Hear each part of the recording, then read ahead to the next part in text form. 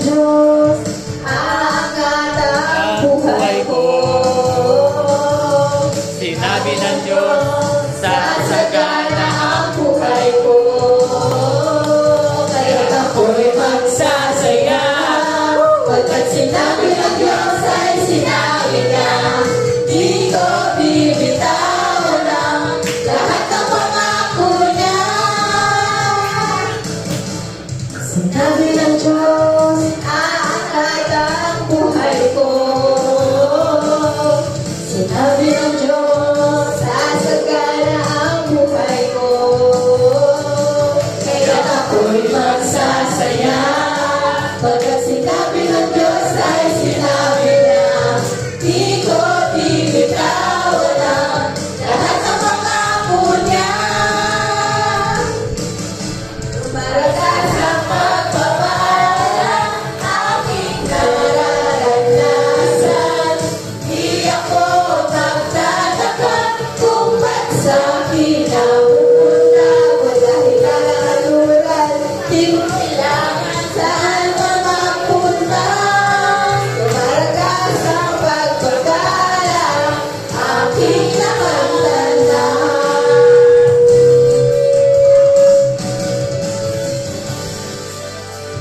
Sinabi ng Diyos, aangat ang buhay ko. Sinabi ng Diyos, sasagana ang buhay ko. Kaya ako'y magsasaya, pagkat sinabi ng Diyos ay sinabi niya.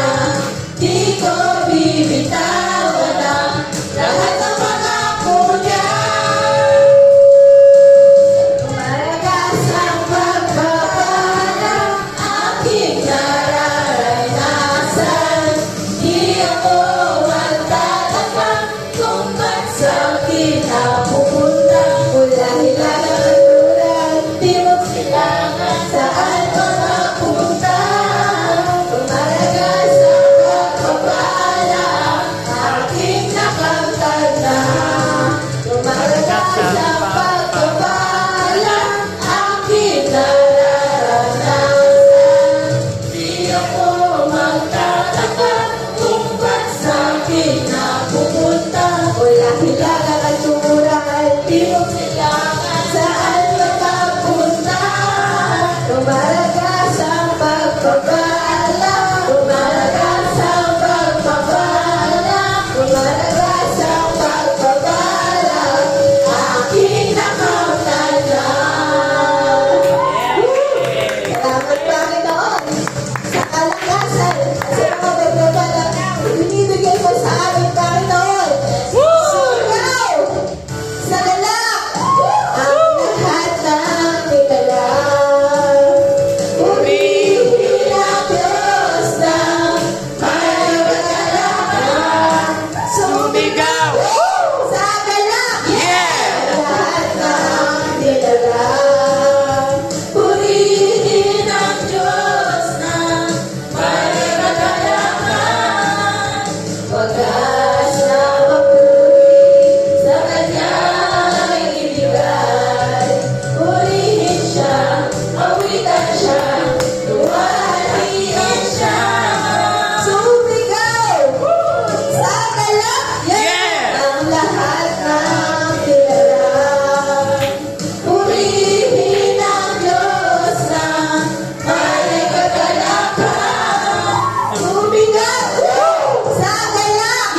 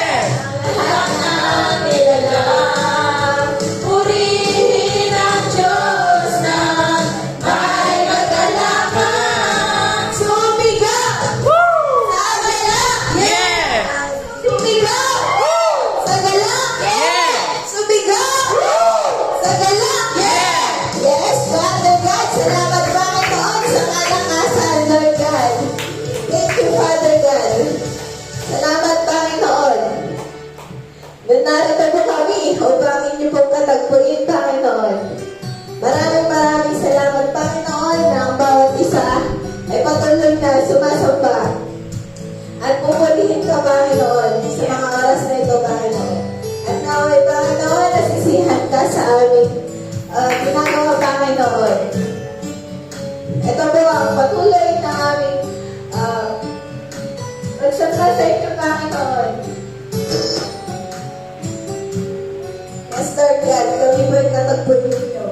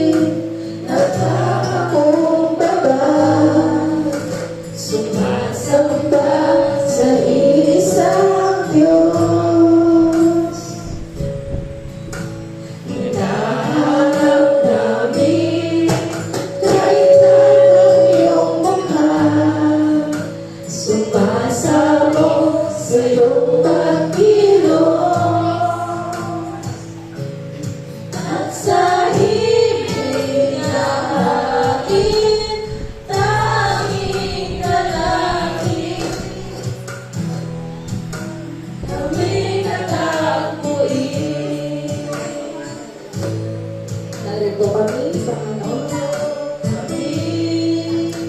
Nagpapakumbaba. Yes, Father God. Sumasamba sa isang Diyos. Yes, oh God. Kaya magbangon hinahanap namin. Kalitan ang iyong pangkat.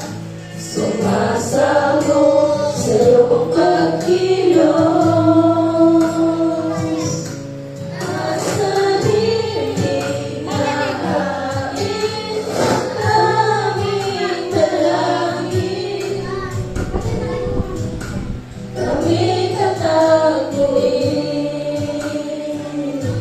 Yes, Lord God, libera us for the bawat isa sa amin.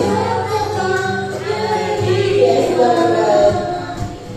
Ipamas mo sa amin ang iyong tulad at tiyan hanggang ang aming kaluluwa'y mapuspos ng lubusan at sa aming kalagitnaan ay bumaba. Ang kalangit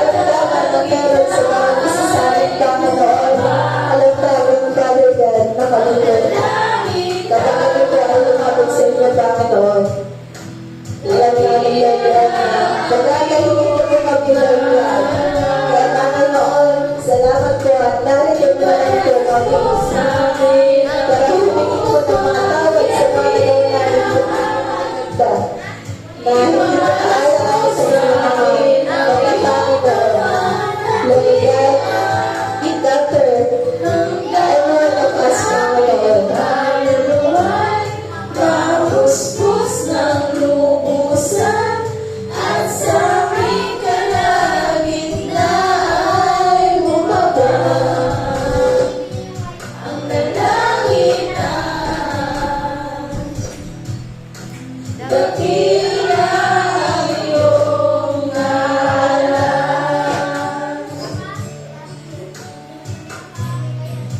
Iparanas mo sa bawat isa sa aming katulad ang iyong kalwalhatian, Panginoon. Your presence, Lord, is enough for us, Panginoon. Sa bawat araw na aming pong pinagdaraanan, Panginoon. Ang kalwalhatian mo lamang po. Your presence mo, Father God, is enough for a day, Lord God.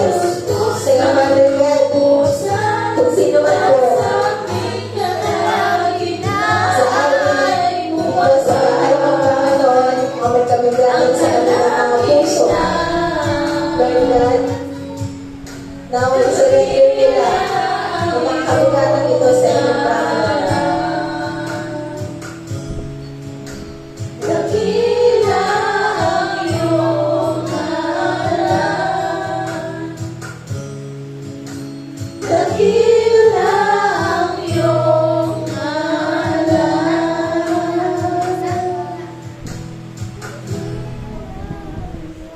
Yes, O God, dakila ang iyong pangalan, Panginoon. Sapagkat, Lord God, ikaw lamang po ang aming tinataas, pinapapurihan sa bawat araw na ito, Panginoon.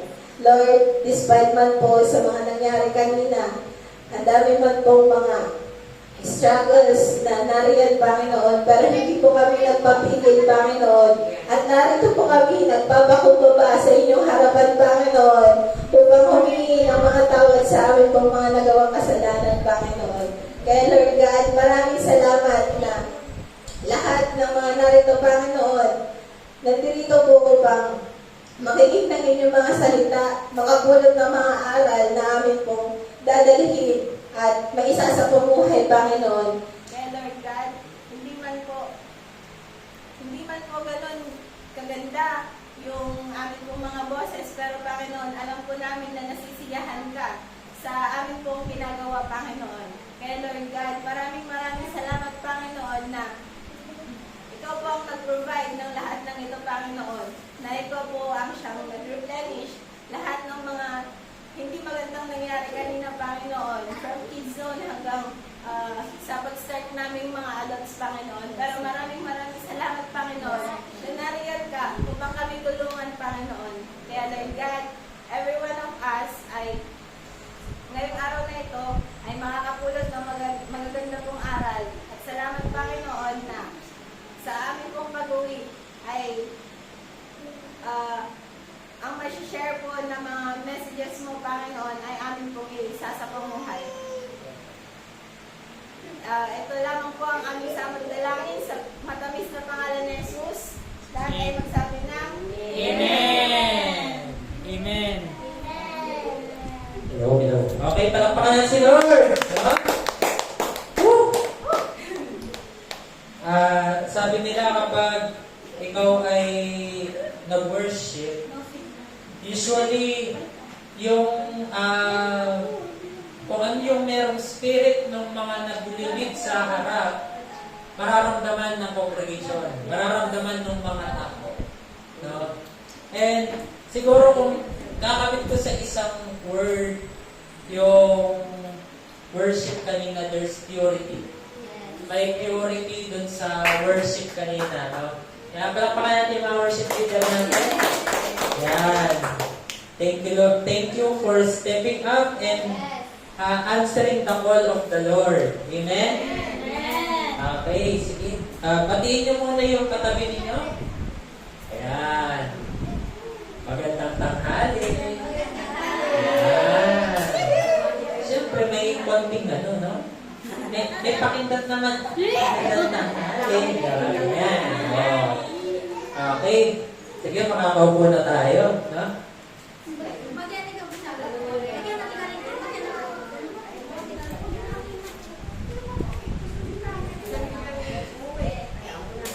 Sabi nga po namin sa FBC main, masaya pa ata yung mga tao pag nalaman yun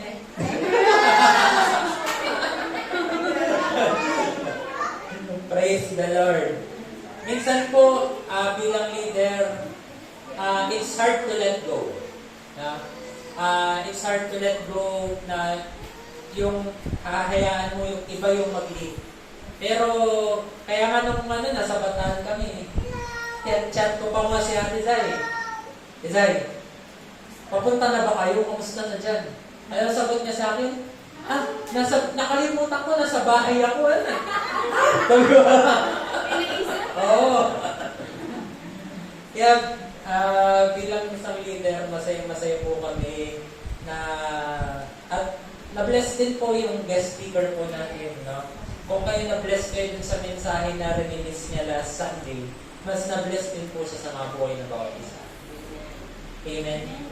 So, ngayong umaga pong ito, bagaman wala akong na-prepare na PowerPoint kasi nanggaling din po kami sa kasakitan. Punta po tayo sa Psalms 91. No? Sino po dito yung yung maraming iniisip ngayon? Maraming babayarin. Maraming Judith. Lalo na yun yung pasukan. Saan po kaya kukunin yung pagmatrikula? Pagkaman walang matrikulawan, saan po kaya kukunin yung pang-araw-araw o kaya yung kahit yung ballpen eraser ng anak mo? Yung crayons. Diba? Kanina nga, pinag-uusapan namin dito. Prep pa lang, kinder pa lang. Date pang grade 1. Ang daming requirement. No? So, dito mapag-uusapan natin ngayong umagang ito is paano mananatili sa atin yung pagpapala ng Diyos. No? Pag-uusapan nga namin kanina sa TFBC sa church. Nag-post daw si Bishop. Sabi niya, ano kasi sabi niya sa post, Mami? Meron daw kasing construction worker. Ano yun? Ayaw.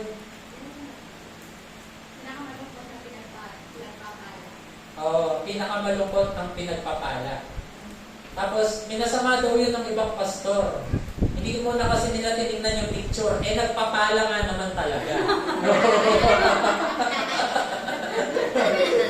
Umuulan, tapos binubungaan ka pa ng foreman mo. Talagang malungkot ang nagpapala.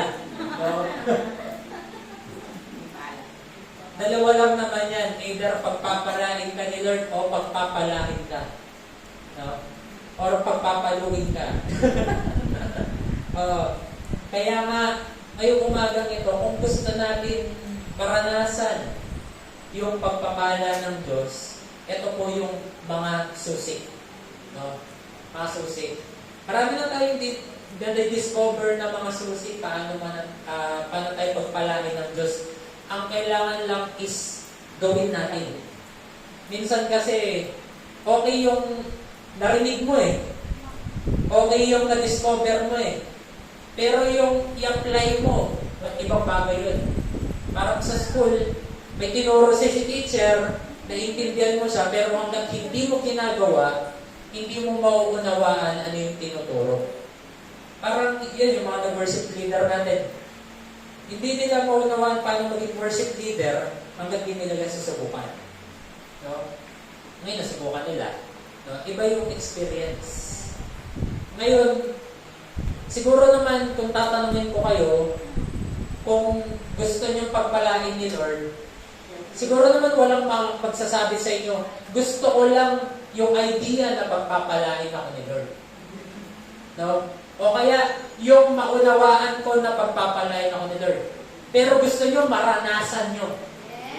Amen? Kasi kung idea lang siya Tama? Parang kunwari, sino gusto dito maging owner ng isang negosyo? Lahat magsabi amen. Tama? Pero, idea lang yun. Pero yung na-experience mo, ibang bagay yun. Amen? Inaalam po namin kanina yung actually nauna na yung mga announcements kanina, no? I-announce ko ulit mamaya. Ngayon, punta po tayo sa awit 90 verse 91. Okay? Pero bago ako pumunta dyan, isasegue ko lang na isa istorya. Noong po malapit nang mamatay si Moses, eto na, syempre pag malapit na mamatay yung tao, meron siyang pagubilin. Ayan. Naghuhuling nakabilin na siya dun kay Joshua. Kasi si Joshua, siya yung pinili ng Diyos para siya yung magtaguyod ng bansang Israel. Oh. Ibig sabihin, kung ikaw ngayon ay pagpapalain ng Diyos, dapat pala meron kang kasunod. Amen? Ibig sabihin, hindi namatay yung pagpapala ng Diyos nung namatay ka. Dapat sumunod din yan dun sa anak mo, dun sa magiging apo mo, ang apu-apuhan mo. Dapat sumunod yan.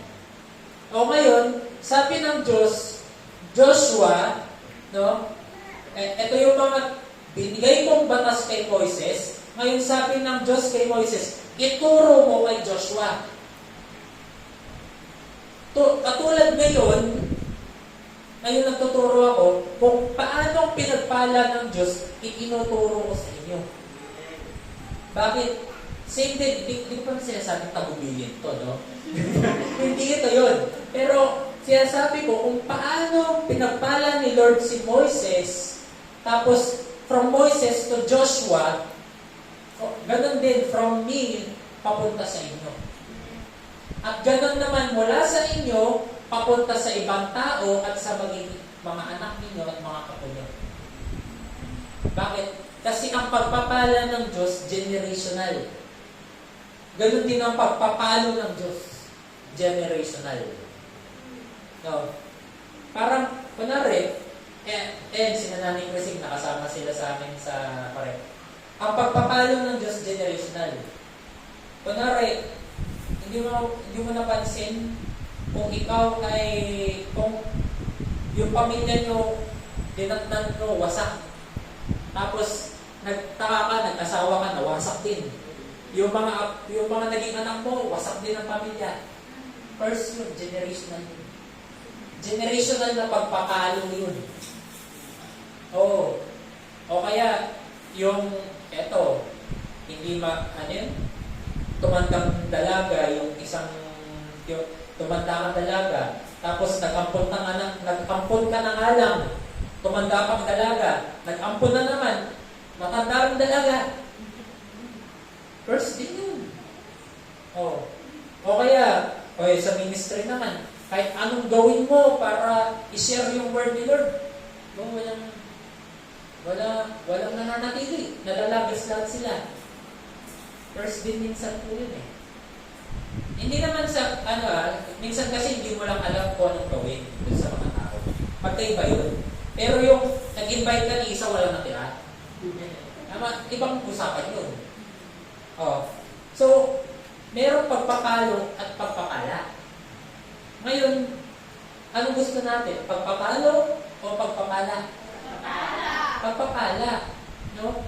Pero tandaan mo, para ang pagpapala ay kumilos sa buhay mo, kailangan may gawin ka. No? Sabihin nyo, kailangan may gawin tayo. Kailangan may gawin tayo. Ayan. Kasi, yung pagsunod sa Diyos, may katumbas na blessing. Walang kinalaman yun sa kaligtasan mo. Kasi nung tinanggap mo si Jesus bilang Panginoon tagapagligtas, ligtas ka na. Pero, yung langit, mararanasan mo sa kabilang buhay. Pero maganda, yung dito pa lamang, maranasan mo na yung langit. Na reason lang na mararanasan mo ang langit dito is sa pagsunod. No? Kaya nga, kung titingnan natin, nung pinapasa na ni Moises kay Joshua, yung mga utos ng Panginoon, sabi nga ni Joshua, meditate on it day and night. Pagbulay-bulayin mo, araw at gabi, yung mga utos ng Diyos, yung mga words na nasa Biblia. May problema sa atin, no? Araw-gabi, hindi natin siya binibigyan ng pansin. Okay lang, mag-umpisa ka ng umaga, o kunwari, kung nag-devotion ka ng umaga, O, basahin mo siya ng umaga, tapos pagbulay-bulay mo siya ng hapon at gabi. Maganda rin sana kung mapagbasa ka ng gabi. Ngayon, kung wala kang oras, pagbulay-bulayin mo yung nabasa mo. Yun yung sinasabi ni Joshua, huwag mong hahayaan itong mahiwalay sa'yo. Kaya nga sabi nga ng Bible, ikabit mo yan sa lahat ng poste, lahat ng pader ng bahay mo, pati nga sa duo mo. Kung titingnan mo, napaka-extreme ng sinasabi ng Bible. Pero isa lang ang pinupunto ng Biblia. Huwag mong hahayaan na humiwalay ito sa iyo. Yan yung key number 1 para ikaw ay pagpalain ng Diyos. Huwag mong hahayaan na mahiwalay sa iyo yung salita ng Diyos. Namnamin mo ito araw at gabi. Yun yung sinasabi ng Biblia. No? Kaya, bakit? Kasi, dito lang, ito lagi kong binabanggit. Ito yung legal rights natin. Paano mo sasabihin sa Diyos kung ano yung karapatan mo bilang mamamayan niya kung hindi mo alam yung karapatan mo? Kaya nga maraming gobyerno ang nananamantala sa mga tao. Bakit? Kasi hindi alam ng tao ang karapatan niya. Tama ba? Tingnan mo, sino yung mga nagre-reklamo? Sila yung may alam ng karapatan nila. And hindi ko naman sinabing kailangan magreklamo tayo. Ang sinasabi ko is, dapat alam yung karapatan mo para sabihin mo sa Diyos, Ama, ito yung karapatan ko bilang anak. Nasaan yung sa akin? Unless malaman natin yun, hindi natin pwede sabihin, Lord, ginagawa ko naman yung parte ko. Hintay ko na lang yung parte mo. Amen? Parang timing kayo. Okay lang kayo? Okay. Ngayon, susundan natin yung istorya. Ngayon, sabi ng Diyos, Moises, hindi ka naaabot sa lupang pangako. Makikita mo na lang yan. Matatanaw mo na lang yan. Pero hindi ka makakaapak doon. Bakit? Kasi sumuway kasi siya sa Diyos. Okay, mag-alala, ligtas pa rin naman si Moses. Pupunta pa rin siya namin. No? Pero hindi lang siya aabot sa lupang pangako. Pero ang good news is, ginamit siya ng Diyos para dalhin yung mga tao sa lupang pangako.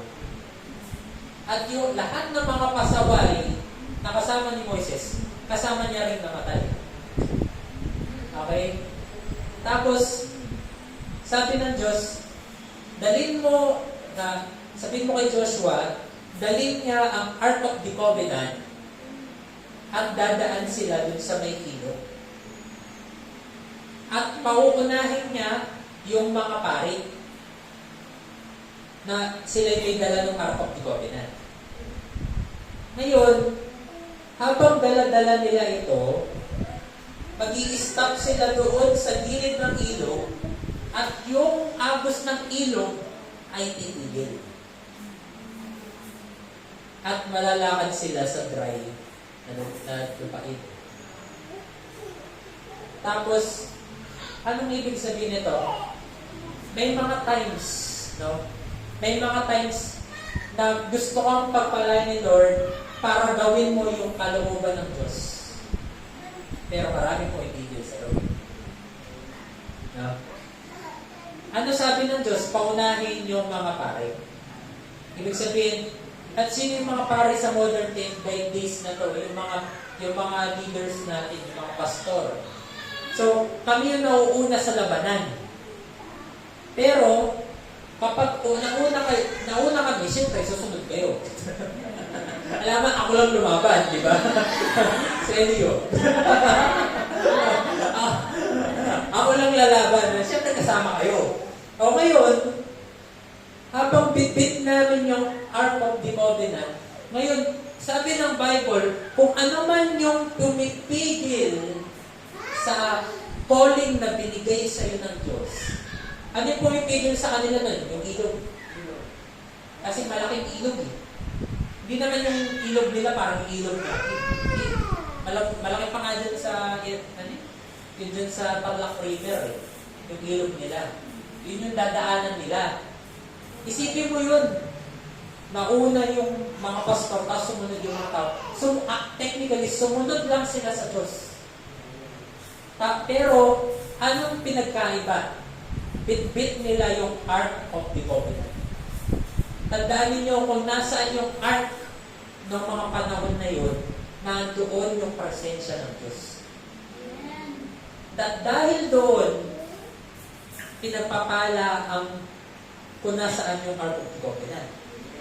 Kaya nga si Obed-Edom, hiniram niya lang yung, dito mo na yung Ark of the Covenant. 3 buwan lang yun. 3 buwan lang na nasa kanya yung Ark of the Covenant. Kung titingnan mo, ano yung nasa Ark of the Covenant? Yung law ni Moses.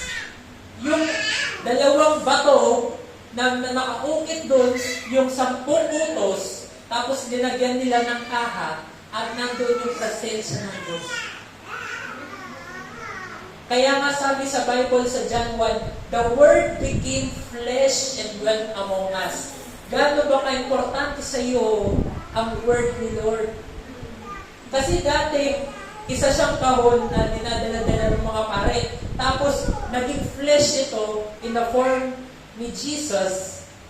Pero ngayon, nung umalis si Jesus, bumaba naman ang banal na spirito. And the way na the way na para manahan sa atin ang covenant ng Diyos, ang presensya ng Diyos is through His Word. No? Na nagiging buhay sa atin through the Holy Spirit na nasa loob sa atin. Bakit? Isipin mo, lahat naman tayo may banal na spirito. Kasi lahat tayo tumanggap sa Diyos. Amen? Pero, nagtataka ka na lang, bakit yung iba mas mature sa akin? Bakit yung iba mas nagagamit ng Diyos kaysa sa akin? Kasi, yung Word, ito, naging buhay sa kanila, at hindi lang sila pabuhay, pero nakikita ng ibang tao sa buhay nila. Amen? Kumbaga, hindi lang tatang-isip pag nakikita ng mga tao, totoo ba yung pinapangaral mo? Hindi nakikita nila sa buhay mo eh. Pero yung, ibig sabihin, may hinahayaan mo na may gamitin ang banal na spirito sa buhay mo. Kasi, sabi niya, He will remind you of all things. Papaalala niya sa iyo lahat ng mga bagay na nandito. Yung problema, kung hindi ka nagbabasa, hindi mo ito pinagbubulay-bulay, kahit anong paalala niya sa'yo, wala siyang papaalala. Tama? Kaya nga, kung gusto natin umabot dun sa lupang pangako natin, kailangan pagbulay-bulayan natin na ito. At hindi lang yun. Isa pamuhay natin. Amen? Kasi, yun yung Ark of the Covenant natin ngayon. Yun yung covenant mo sa Diyos, na ikaw ay namumuhay na isang mamamayan ng Panginoon. Yun yung covenant mo sa Kanya. Lord, mamumuhay ako bilang isang disipulo mo, bilang isang anak mo, pero yung pagpapala, ikaw bahala. Yung pinapangarap kong pamilya, ikaw bahala. Yung pinapangarap kong ministry, ikaw bahala. No? Yung pangangailangan namin, yung magandang kinabukasan ng mga anak ko, ikaw bahala. Yun yung covenant nyo kay Lord. Diba? Hindi pwede puro si Lord at hindi rin naman puro ikaw. Kaya nga covenant partnership. Kailangan may partnership kayo. Parang pag nakipag-partner ka kay Kapitan. Okay, Kapitan, ito gagawin mo. Anong gagawin mo para sa akin? Ganun din sa Diyos. Mas higit ang partnership mo kay Lord kaysa sa anumang tao dito sa lupa. Bakit? Siya gumawa ng lahat eh. Ngayon kung may partnership ka sa Kanya, siguraduhin mo na gawin mo yung parte mo. Bakit? Sabi ng Biblia, huwag kang gagawa ng pangako na hindi mo matutupad. Lalo na kung ang pangako na ito, God, pangako po kay Lord. Kunwari, Lord, promise ko hindi na ako mag-absent with Sunday. Puro tayo absent. Hindi mo ito ginagawa para kay pastor. Yung attendance mo hindi, oo, nakikita ko kayo physical. Pero mas importante, uma-attend kayo ng mga gawain, hindi para kay pastor, pero para kay Lord. Amen? Kasi siya yung nakakita ng buhay mo, siya yung nakakita ng motibo mo. Ngayon, kung may partnership ka sa Kanya, okay, Lord, kaya nga, meron kaming term sa church pagsisip-sip sa Diyos. Pangit man maging sip-sip, no? Pero tingnan mo yung mga sip-sip sa school, sila yung may ono. Di ba ganun kataasan yung grade, sila yung ono. Di ba? Bakit man pakinggan yung term? Pero kung ikaw nagsip-sip ka kay Lord, Lord, gagawin ko to. Lord, pagsusumikapan ko makilala ka. Pagsusumikapan ko mag-attend ng Sunday service. Pagsusumikapan ko pagising ng umaga para manalangin at magbasa ng Bible. Pagsusumikapan ko mag-attend ng Bible study. Kung ganun tayo, meron tayong covenant kay Lord at huwag mong babaliin kung ano yung sinabi ko kay Lord. Lord, pagsusumikapan ko mag-invite kahit isang kaluluwa lang sa isang taon. Isipin mo isang taon yun, ha? Ang haba-haba para gugulin mo yun. No? Kaya ang problema, kung may covenant ka, kailangan tinatrabaho. Amen? Kasi, walang niisa sa atin nung tinanggap natin ng Diyos. Ito kasi problema sa Christianity sa mundo ngayon. Kapag tinanggap natin ng Diyos, expect natin na mabuti, maayos ang buhay. Pero hindi, sabi ng Diyos, kailangan mong magbanat, kailangan mong magtrabaho, kailangan mong magsumikap. Hindi lang sa buhay para kumita ng pera. Okay yun. Pero kailangan din yung pagtatrabaho mo doon din sa kaharian ni Lord. Amen? Yung tipong nagtatrabaho ka nga sa isang workplace, pero lahat naman ng mga ka-work mo, nasisharean mo ng gospel. Yan ang maganda. Diba? O kaya, ngayon wala ka mang work, pero yung mga kapitbahay mo, lahat ng mga nakasalamuha mo, lahat ng bumibili sa sari-sari store mo, nakakilala sa Panginoon dahil sa'yo. Or nabibless sila sa buhay mo. Maganda yun. Diba? Hindi ka lang nabubuhay dito para kumita ng pera. Bakit? Kasi ang buhay na ganun, walang purpose. Pero kung ikaw may purpose ka dito sa lupa, kada ginagawa mo, patungo dun sa kaharian ni Lord. Yun yung covenant mo sa Kanya. Pero ito yung example ng mga tao walang covenant. No? Hoy! Oras na! Mag-church ka na! Ugly!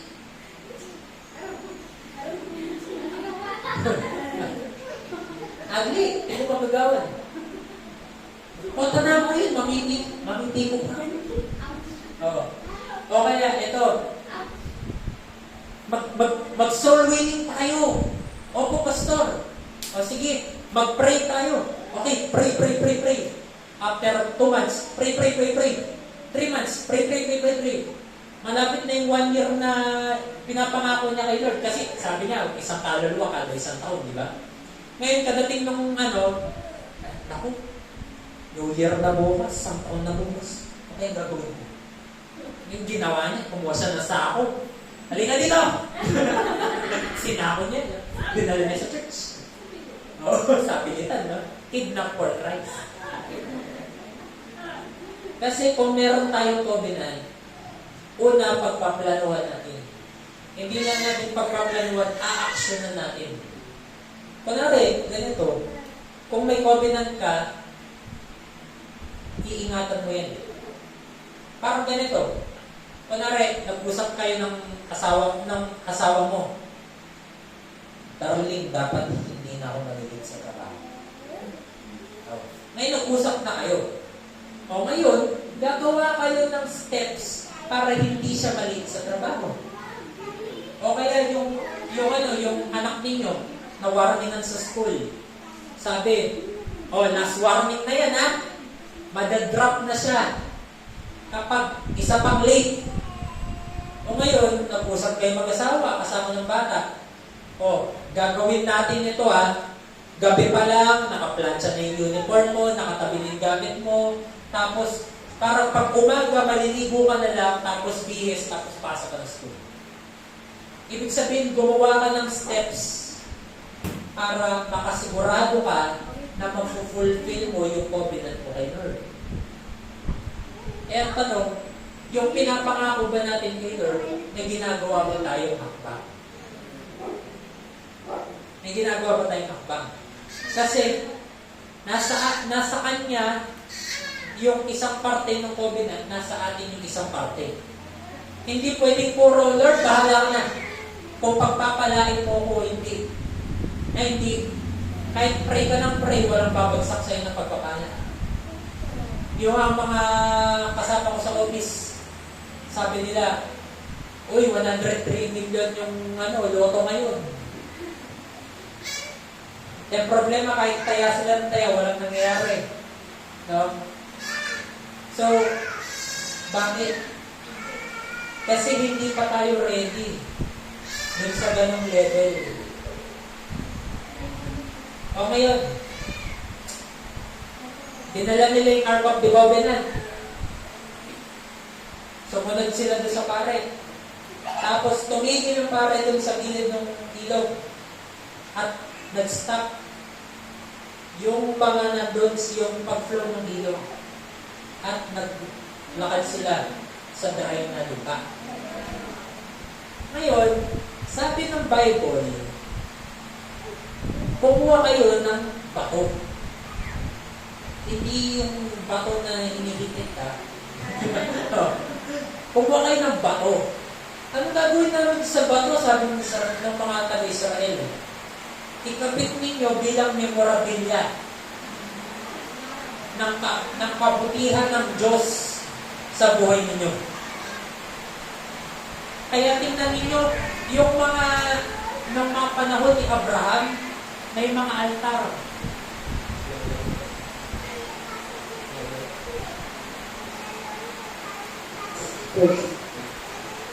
Hello? Ayun, mas lakas. May mga altar. Bakit? Para makita ng mga tao yung kabutihan ng Diyos dun sa isang sambahayan. Hindi ko naman sinabi gumawa kayo ng idol. Pero sinasabi ko gumawa kayo ng anything na makapag-remind sa mga tao. Bakit? Sabi kasi ng Diyos, para pag nagtanong yung mga anak ninyo, sasabihin nyo, ito yung bato kung saan kinuha namin sa gitna ng ilog nung pinatigil ng Diyos yung agos ng ilog. Ibig sabihin, dati, yung mga bagay na yun, hinahadlangan ka para sumunod sa Diyos, pero gumawa ng paraan ng Diyos at ngayon memorabilia na lang siya sa buhay mo. Makikita ng buong sambahayan mo yung kabutihan ng Diyos sa buhay mo. Ang tanong, meron pa ba tayong ganun ngayon? Meron pa ba tayong, kunwari, may ginawa ang Diyos? Kami pag may major na ginawa ang Diyos, sinusulat ko doon sa journal ko. Bakit? Pag binasa yun ng anak ko, hindi niya lang makikita yung mga prayer ng tatay niya, hindi niya lang makikita yung devotion ng tatay niya, makikita niya yung kabutihan ng Diyos sa buhay ko. At mamamangha siya, paano nabuhay yung tatay niya. Pero kung hindi mo man sinusulat, wala man tayong memorabilia, pagdating ng araw, baka ikaw mismo nakalimutan mo na yan. Amen? Pero kung lahat yan,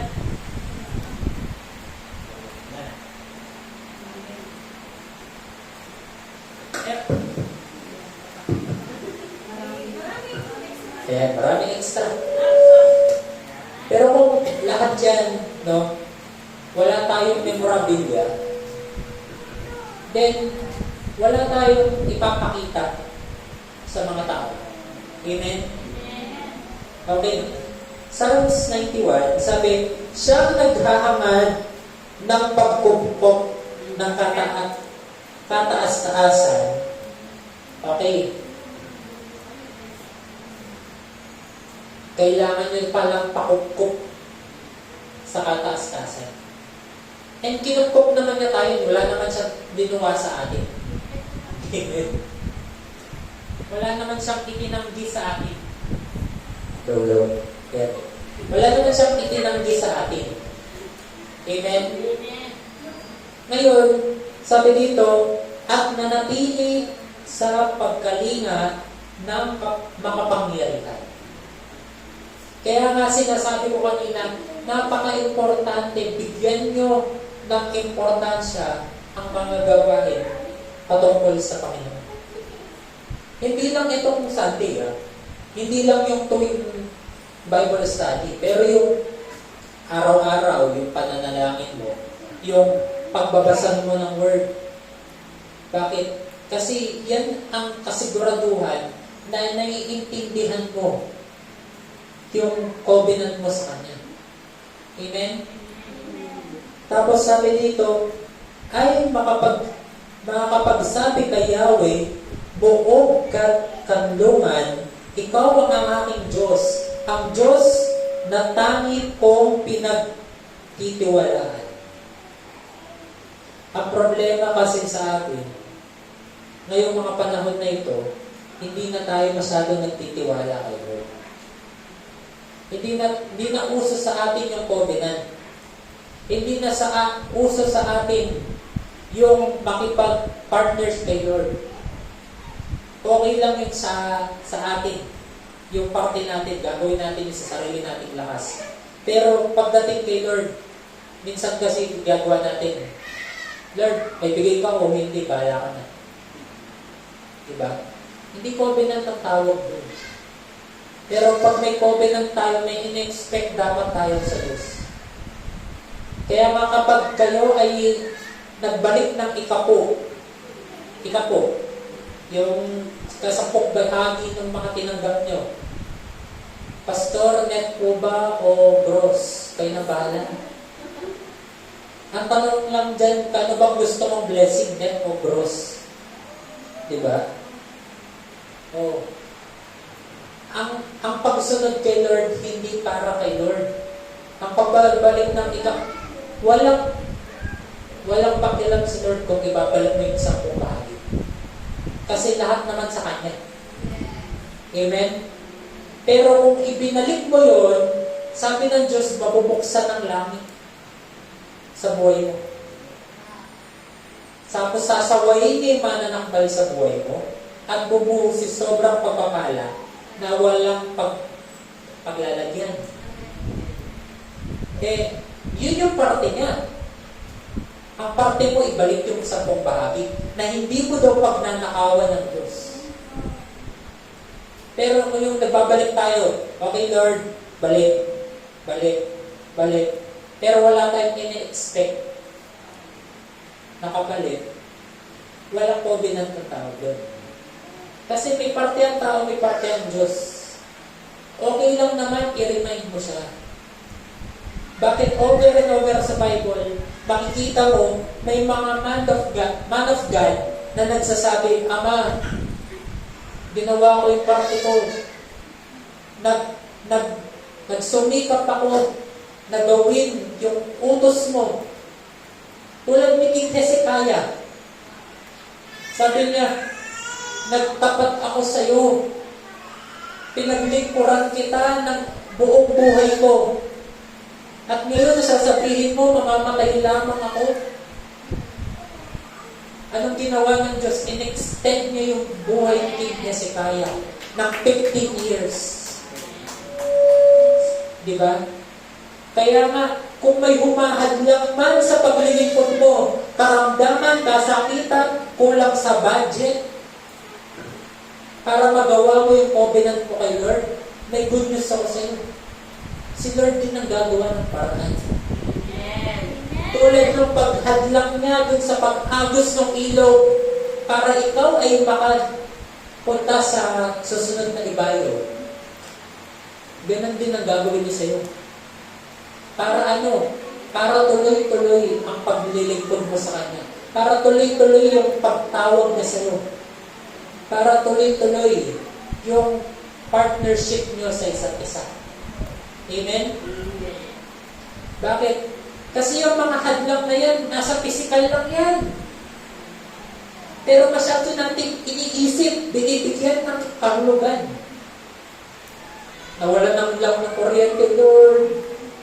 Naku, napapana kami. Hindi. Nagawa talaga ang demonyo para mahadlang yung mga dapat gawin ng Diyos.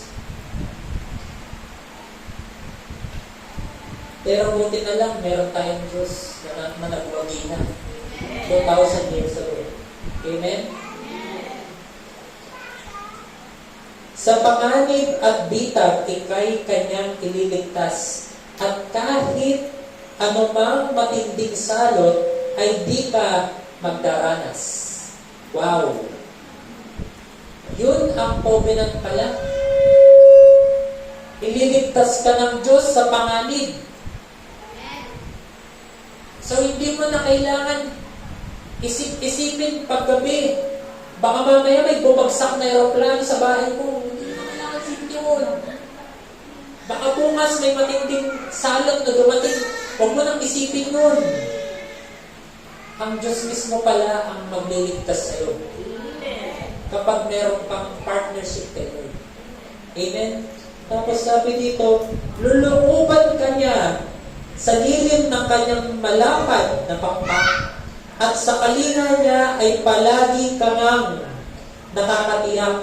Iingatan niya ipagsasanggalang pagkat siya'y matapat. Wow! Liniliman ka niya. Ako, isa lang ang nakikita ko lagi. Pag liniliman ako ni Lord, nag-grow ako. Kasi yung mga hindi nalililiman ng isang inahin, nabubulok. Tama? Hindi siya napipisa. Hindi siya lumalaki. Kaya nga kung gusto mong lumaki bilang isang Kristiyano, hindi lumaki physical, lumaki spiritual.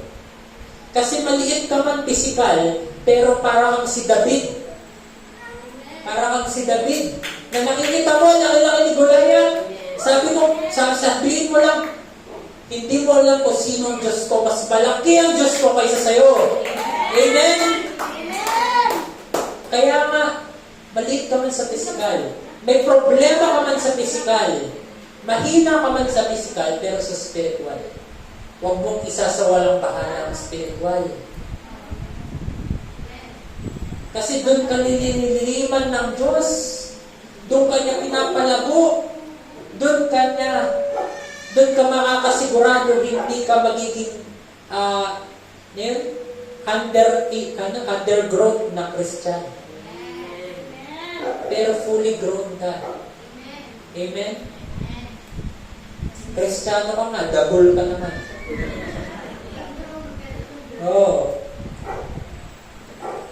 Tapos sabi niya dito, pagsapit ng gabi, di ka matatakot sa anumang bagay, maging sa gawaing biglaang paglusob ng mga kaaway, ni sa pamang darating, sa salot, pagkagat ng dilim. Sa pagpuksay, wala kang takot, sa araw man dumating. Sige, may basa po.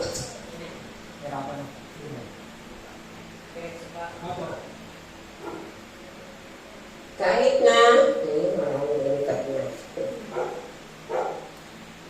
na mabuwal sa iyong harapan ang 1,000 tao, sa iyong paligid ang bilang ng patay maging 10,000, di ka matatakot at natitiyak mong di ka maaano.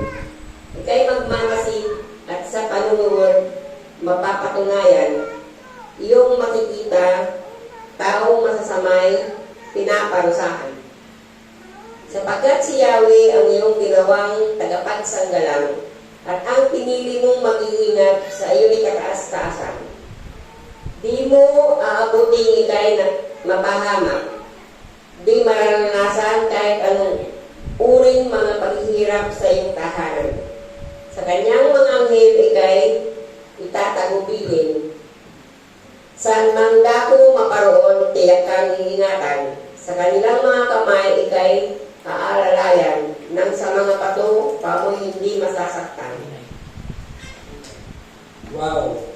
Isipin mo yun, sabi, ano bang uring paghihirap sa iyong tahanan? Hindi ito dadako sa iyo. Wow! Yan ang tipo ng covenant na gusto ko sa Diyos. Na pag nandun siya sa tabi ko at may partnership ako sa Kanya, kahit na minsan wala akong pagbayad, kahit na minsan hirap ako, alam ko may gagawin sa paraan. Amen? Parang po nung galing kami sa Kare, share ko lang, bigla na lang inabutan ako nung isang pastora na kasama namin.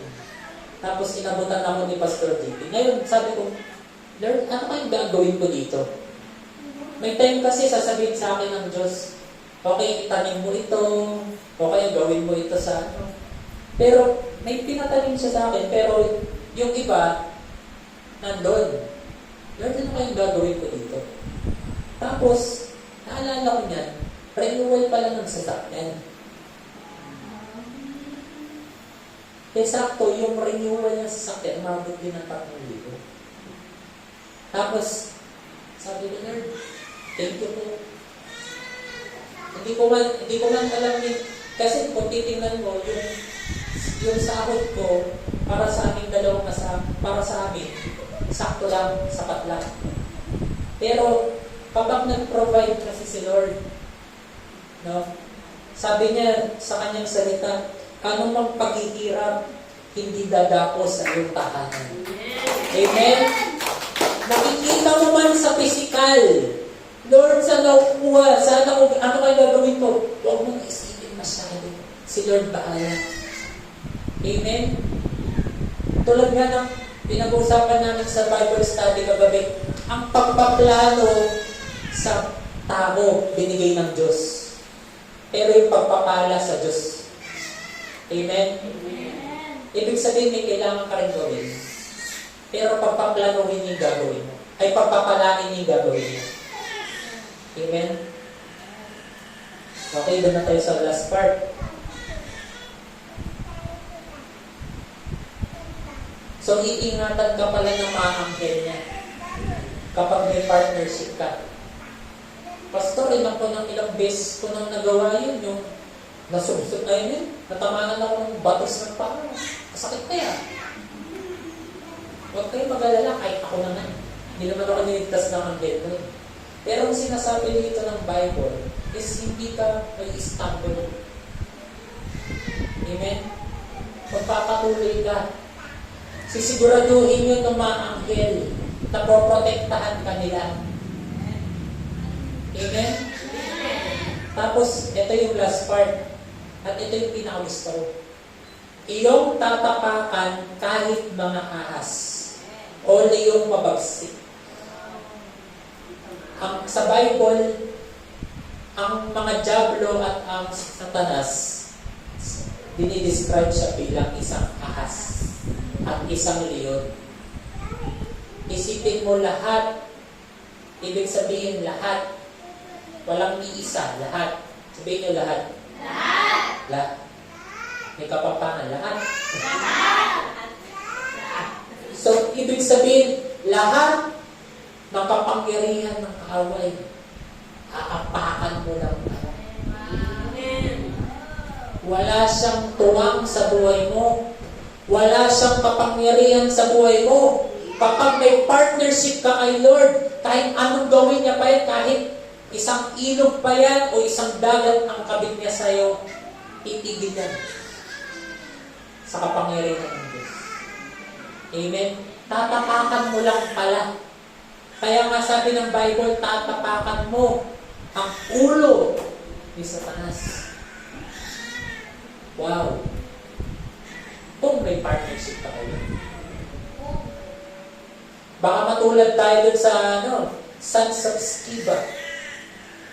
Sinubukan, narinig nila yung mga disciple.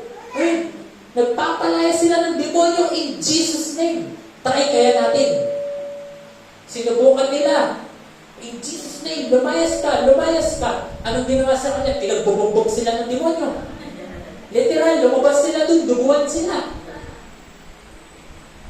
Pero yung, alam niyo ba, kahit baguhan ka, pero kung may partnership ka kay Lord, kahit bata ka, kaya mong durugin ang lahat ng gawain ng away. Yun sabi ng Bible yun. Tapos sabi pa dito, ang sabi ng Diyos, ililigtas ko ang mga tapat sa akin. Wow! Ililigtas ka niya, kapatid. Huwag mo nang isipin. Huwag ka nang mangamba. Amen? At iingatan ko ang sinumang taong ako'y kikilalanin. Wow! Sige, palakpakan natin sa Lord. Kapag sila'y tumawag, laging handa ako na sila'y pakinggan. Aking sasamahan at kung may problema ay sasaklolohan. Aking iniligtas at ang bawat isa ay pararangalan. Hindi ka lang liligtas ng Diyos. Hindi ka lang inabot ng Diyos. Hindi ka lang sinamahan ng Diyos. Pero pararangalan ka niya. Amen? Ibig sabihin, oo, maraming ang liligtas, pero may special treatment sa'yo. Maraming ang inabot, pero merong something special na nakikita ang mga tao sa'yo. Amen? Tapos lastly, sabi, sila'y bibigyan ko gagantimpalaan. Ako inisip ko to Lord, ang dami mo nang sinabi dun sa pangako mo. Ano bang masihigit dun na gantimpalaan? Diba? Mapaisip ka na lang. Tapos sabi, gagantimpalaan, eto ng mahabang buhay. Hindi kanya lang ililigtas.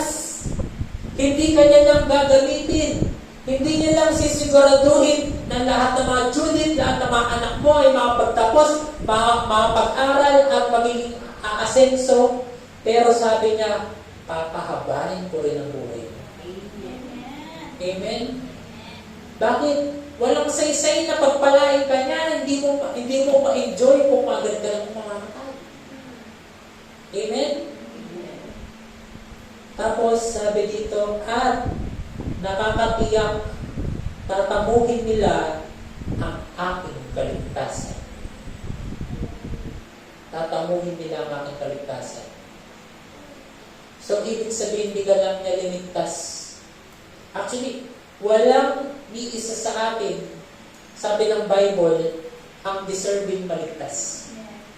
Amen? Kasi lahat tayo makasalanan. Pero nung tinanggap natin ang Panginoon bilang Panginoon tagapagligtas, tandaan mo, meron na tayong partnership sa Kanya. May gagawin ka, may gagawin siya. Ngayon, in-expect niya na gawin mo yung part mo bilang isang anak. Sisiguraduhin niya na tayo ay laging maliligtas. Ibig sabihin, either pag kinuha na niya tayo, pag dead end na, pag namatay ka tayo, o kapag dumating siya muli, sure ni maliligtas ka. Ako mas gusto ko ng ganun, na may kasiguraduhan. Bakit? Ibig sabihin lang nun, ready na ako na makita siya. Kasi may partnership ako sa kanya. May relationship ako sa kanya. So, i-continue ko na lang kapag dating ko sa langit. Pero yung dumating sa muli, hindi ka handa, baka mayuwang ka. Di ba minsan nakapaisip tayo doon, Lord, handa kaya ako kapag dumating ka na muli? Sabi niya, maging handa ka lagi. Kasi hindi mo alam kung kailan darating muli ang Panginoon. Amen? Amen. So, paano tayo maging handa? Have partnership sa Kanya. Gawin mo kung ano makakaya mo habang nandito ka. Para kadating mo dun, wala kang maririnig kundi good and faithful servant. Hindi sasabihin niya, wala kang katamad naman ito. Walang saysay, nati ko. Ang tagal mo namuhay sa lupa. Wala tayong ginawa para sa Kanya. Amen? Kaya nga, para tayo ay makaranas nung pagpapala niya dito sa lupa. Sa pagpapala. No? Magkaroon tayo ng partnership with the Lord. Amen? Tahimik kayo, wala ba? Seryoso eh. Sige, tayo na tayo. Senyohan natin yung partnership natin with the Lord's Supper.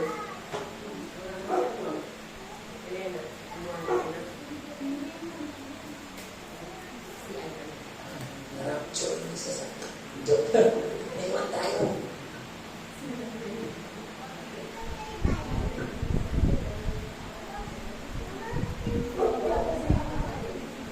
Sige, ako pamigay na natin. Okay, tulad po nung in-announce po namin kanina, para dire-diretso na tayo niyan, yung in-announce po namin kanina is sa every Saturday po, na tentative schedule pa naman to, pero every Saturday po ng 4 to 6 p.m.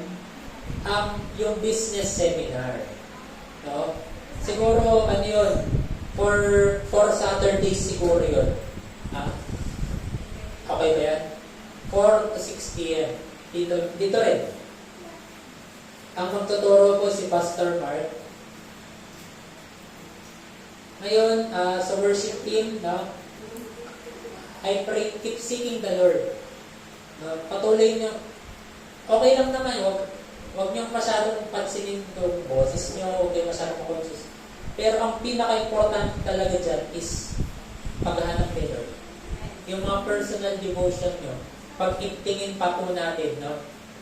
Tapos, pag-invite po tayo. Amen? Ang next po natin major na gawain is Encounter Days. Day. Isang araw lang. Sa October na yun. Amen?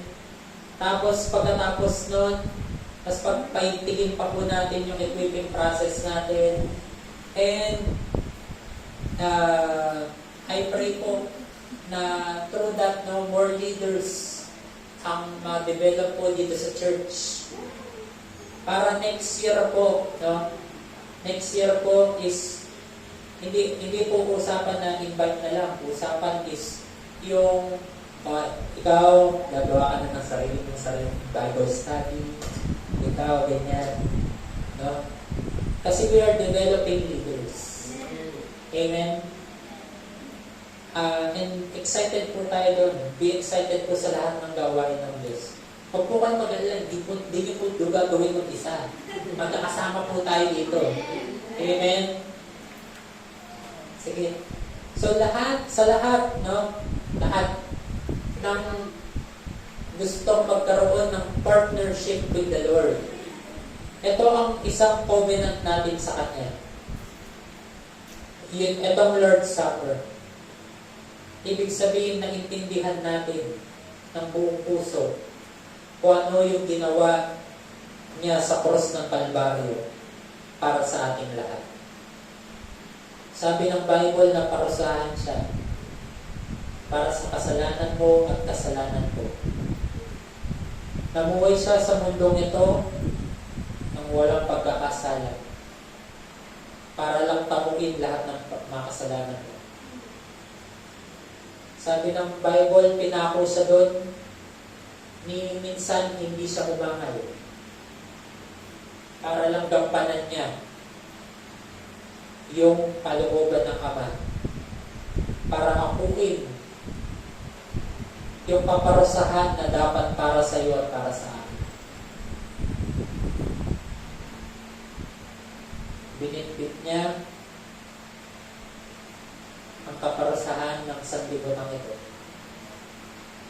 para tayo ay maligtas. Ganun ka kamahal ng ating Panginoon. Ganun ka kamahal ni Jesus. Ngayon, siyasatin po natin ang ating mga puso. Kung may nagawa man po tayong mga bagay na hindi ka lugod-lugod sa Diyos, hingi po tayo ng tawad. At kung meron man po tayong mga promises kay Lord na hindi natin nagampanan, humingi rin po tayo ng tawad.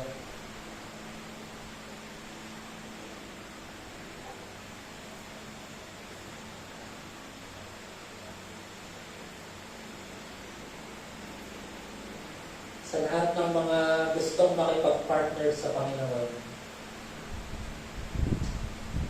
seryohan natin ito with the Lord's Supper. Sipoitas po natin ang tinapay.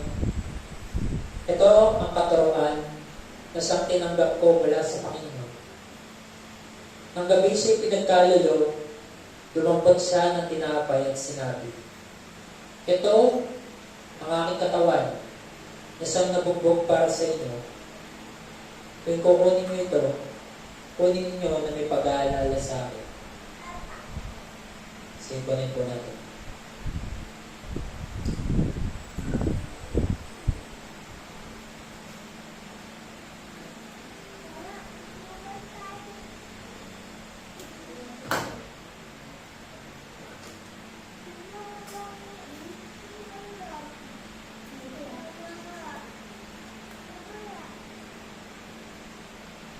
Pagkatapos magapunan, dumampot siya ng kopa at sinabi, "Ito ang aking dugo, isang nagpapatibay ng bagong tipan.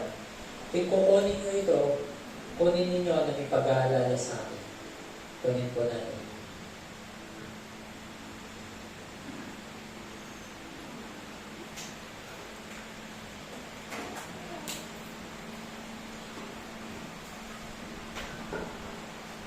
Bilangin po tayo. Ama, maraming salamat, Panginoon, na pinatawad niyo po kami, lininis niyo po kami. Hindi lang po yun, Panginoon, pero ginawa niyo po kaming mga anak. Karapat dapat na maging mga anak mo dahil sa dugo ni Jesus na luminis sa amin, Panginoon. At ngayon, Panginoon, kami ay may bagong buhay. Kami ngayon ay naligtas na, Panginoon. And salamat po, Panginoon, mananatili po kami sa inyong presensya. Mananatili po kami in partnership sa inyo, Panginoon. Tulungan niyo po kami, Panginoon, na makipag-isa sa inyo, Panginoon, upang po magampanan namin lahat ng inyong kalooban dito sa lupa. And Lord, habang po ginagawa po namin yung pinagagawa niyo sa amin, Panginoon, Lord, I pray, Father, pakita niyo rin po sa bawat isa yung mga pinagpe-pray po nila, Panginoon, yung mga heart's desire po nila, Panginoon, Lord, ibigay niyo rin po sa kanila. Salamat po sa bawat isang nagtsatsaga, nagsisipag, at nagsisipsip sa inyo, Panginoon. Lord, tunay nga, Panginoon, walang sayang sa paglilingkod sa inyo. Thank you, Father, sa partnership po, dahil pinili niyo po. Hindi niyo po pinili yung mga animals, hindi niyo po pinili yung mga anghel, pero pinili niyo po kami bilang mga tao. Upang magka-partnership po tayo, Panginoon, through the Holy Spirit. Thank you, Father. Pagpalain niyo po ang bawat isa sa pangalan ni Jesus. Amen. Ngayon po,